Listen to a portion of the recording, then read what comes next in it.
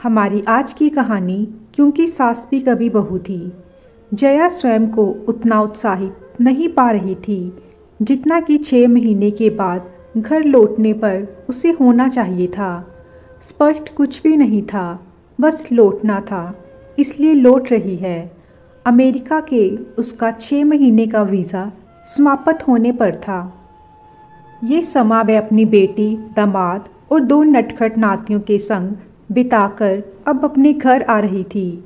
यहाँ भी भरा पूरा परिवार है। एक ही घर के ऊपर नीचे की मंजिल में दोनों बेटे सपरिवार रहते हैं।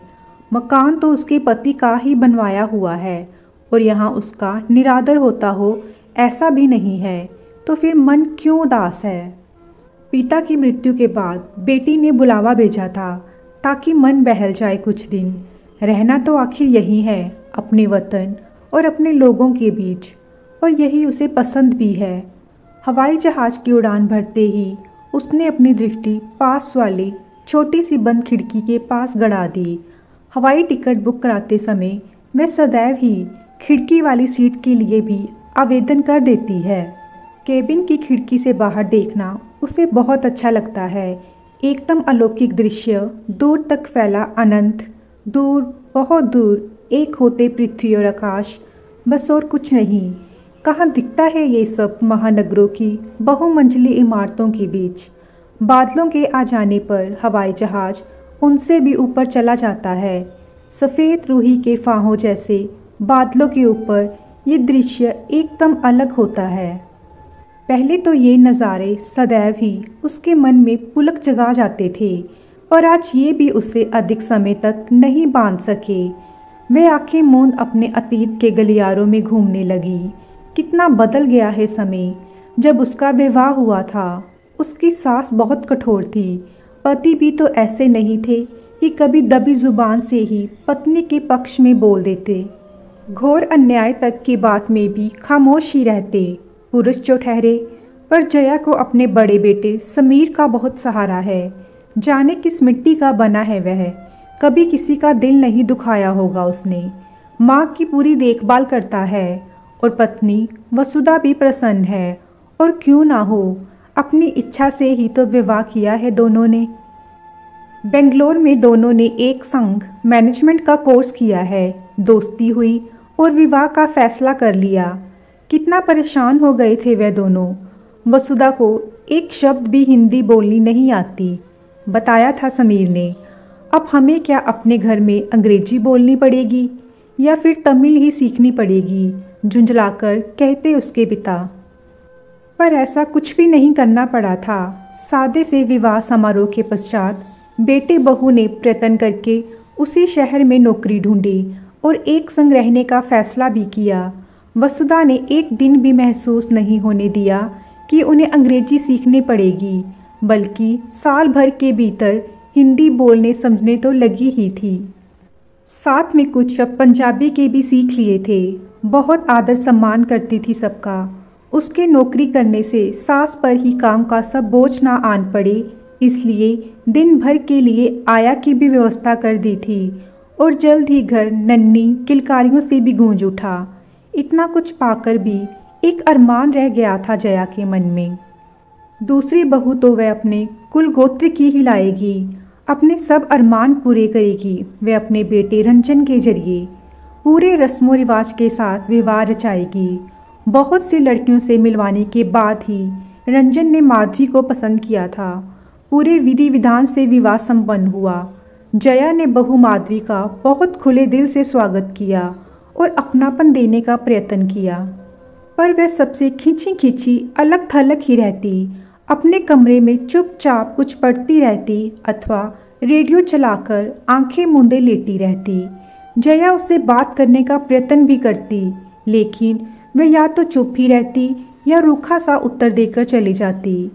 जया को अपने प्रति किया व्यवहार ना चुभता अगर रंजन माधवी आपस में ही हंसी खुशी रह लेते, पर दोनों का ही मुंह अलग अलग दिशा में रहता।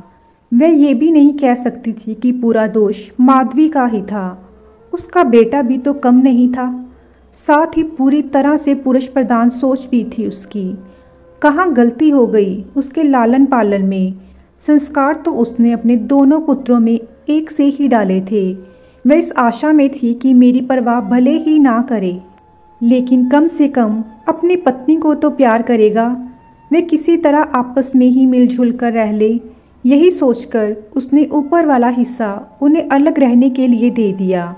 प्राय ऐसा होता है कि बहू सास से दुख पाती है और अपना समय आने पर ब्याज सहित अपनी बहू से वसूलती है, पर जया ने इसके विपरीत ये तय किया कि जो कुछ उसने सहा सुना वह उसकी बहुओं के साथ ना हो। वह उन्हें बेटियों सा ही स्नेह देती। बड़ी से तो खैर उसे कोई शिकायत नहीं थी, पर माधवी, और जब उसे मालूम था कि वसुधा अपनी बीमार माँ को देखने गई हुई है, तब भी वो दुखी थी। समीर उसे हवाई अड्डे लेने आया।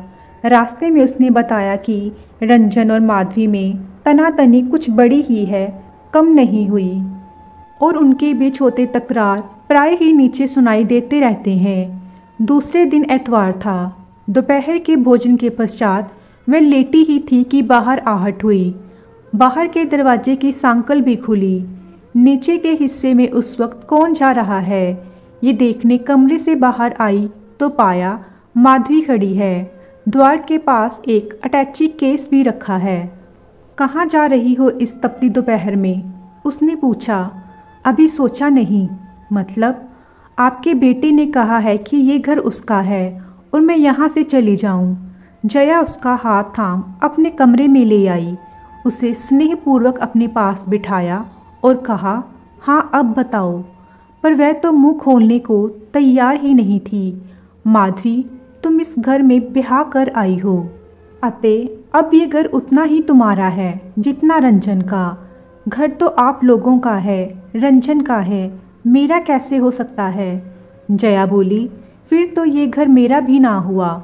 मैं भी तो तुम्हारी तरह बाहर से आई हूँ। अच्छा, फिर ये बताओ मेरा और तुम्हारा घर कौन सा है? माधवी चुप ही बैठी रही। माँ के घर सुनते रहे कि बेटी पराया धन है और ससुराल का घर तो पति का होता है।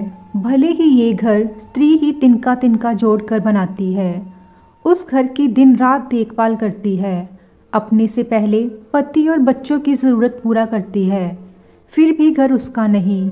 अच्छा, फिर ये बताओ उसका घर कौन सा है? माधवी ने उत्तर दिया, क्या पता, हमने कभी संग बैठ बात नहीं की, दुख सुख नहीं बांटा। चलो आज ही शुरुआत करते हैं। माधवी की तरफ से कुछ हरकत ना पा जया ने ही आगे जोड़ा। मायके में जब भी तुम्हें कोई समस्या होती थी तो तुम माँ से अथवा घर के किसी अन्य सदस्य से बात कर मन का बोझ हल्का कर लेती थी ना, वैसे ही आज भी कर लो। चलो पहले मैं भी तुम्हें अपनी आप बीती सुनाती हूँ, तब तुम्हें शायद मन की बात कहने का हौसला मिल जाए।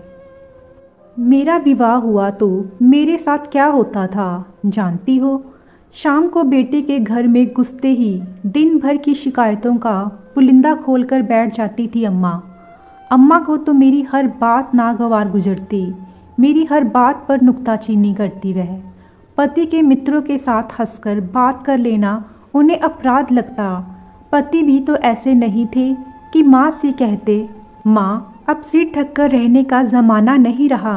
अपनी पत्नी की हर बात, हर ज़रूरत को नज़रअंदाज कर अपने माता पिता की हर बात सुनना, यही तो उस ज़माने में आदर्श बेटा होने का प्रमाण था।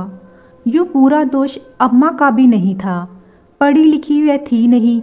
उस समय स्त्रियों की बातचीत का मुद्दा प्राय इधर उधर की शिकायतें ही होता था। फिर उन्होंने स्वयं बहुत दुख सहा था। युवावस्था में ही पति की मृत्यु हो गई। पहले की महिला आर्थिक सामाजिक रूप से पूरी तरह से पति पर निर्भर थी, तो ससुराल की सब धौंस चुपचाप सहती थी। पर अब शिक्षित होने पर वह उतनी निर्भर नहीं है, उसमें आत्मविश्वास आ चुका है, तो वह ये सब क्यों सहे। पर सास की छवि आज भी वही है, और इसका एक दुष्परिणाम ये हुआ है कि संयुक्त परिवार टूटने लगे हैं, जबकि दरअसल उनकी ज़रूरत बड़ी है, कम नहीं हुई। मिलजुल कर रहने से दोनों का ही लाभ है। माँ के नौकरी करने पर छोटे बच्चे दादा दादी की स्नेह की छत्र छाया में पलते हैं, और वृद्धावस्था में बच्चे माँ बाप का सहारा बन जाते हैं। लड़की कितनी भी पढ़ी लिखी हो, आधुनिक हो, परिचित माहौल को छोड़कर नई जगह में बसने का भय, एक झिझक तो होती ही है। उस पर यदि घर की प्रमुख स्त्री यानी सास विद्रोही खेमे में ही खड़ी हो तो समस्या और भी बढ़ जाती है। तुम्हारे मन में भी शायद मेरी यही छवि बनी हुई है। सदियों से चली आ रही परंपरा को तोड़ना इतना आसान ना भी हो, पर इतना तो हम कर ही सकते हैं कि नई नवेली दुल्हन का विशाल हृदय से स्वागत करें। ये तो संभव है कि हम आपस में माँ बेटी सा रिश्ता कायम कर ले, दोस्ताना व्यवहार करें, एक दूसरे के दुख दर्द को समझें। हमें अपनी लड़ाई स्वयं ही लड़नी है और इसके लिए पुरुषों के विरुद्ध झंडा उठाने की भी ज़रूरत नहीं। हमें ही एक दूसरे का सहारा बनना है, एक दूसरे का दर्द पहचानना है। सौभाग्यवश आज की सास शिक्षित है, उसकी सोच संकुचित नहीं रह गई। अब वह घर बैठ हर समय बहू की नुक्ताचीनी करने में अपना समय नहीं गंवाती। उसकी अपनी रुचियां हैं, सामाजिक दायरा है। अब आई बात रंजन और तुम्हारी। जिंदगी की प्रत्येक समस्या का हल ना हो तो भी अनेक का होता ही है, बशर्ते हम उसे शांतिपूर्वक बैठकर सुलझाने का प्रयत्न करें। यदि रंजन कुछ गलत करता है और सोचता है कि पुरुष होने के नाते अथवा इस घर का सदस्य होने के नाते उसकी मनमानी चल जाएगी तो वह गलत सोच रहा है। यदि वह तुम पर अन्यायपूर्ण बात थोपता है तो मैं तुम्हारे साथ हूँ और उसकी माँ होने के नाते सही राह दिखाना मेरा फर्ज है। और यदि तुम कोई गलती करोगी तो मैं तुम्हें भी डांट सकती हूँ, क्योंकि तुम भी अब इसी घर की बेटी हो। जया खिसक कर माधवी के करीब आ गई और स्नेहपूर्वक उसे गले लगा लिया। माधवी एक पल के लिए रुकी रही, पर उसके चेहरे से लग रहा था कि बर्फ पिघल रही है। उसने पहले झिझकते हुए फिर कस के जया को गले लगाया और अपना सिर उसके कंधे पर टिकाकर आंखें मूंद ली। फिर आंसुओं को पीते हुए बोली, माँ, मैंने तो हमेशा ही इस घर को और आप सभी को अपना समझा, पर इनका रूखा व्यवहार मुझे निराश करता चला गया। लेकिन धीरे धीरे मैं बहुत कुछ समझने और जानने लगी हूँ। बस एक परायेपन की फांस थी जो आपने बहुत कुछ कहकर और प्रेम अपनेपन से दूर कर दी है। सच, मैं खुद को बेहद भाग्यशाली मानती हूँ कि हमारा रिश्ता सास बहू का नहीं बल्कि माँ बेटी का है। जया प्यार से माधवी के सिर पर हाथ फेरने लगी। तब से दोनों मिलकर रहने लगी। उनका रिश्ता सास बहू के रिश्ते से माँ बेटी का बन गया।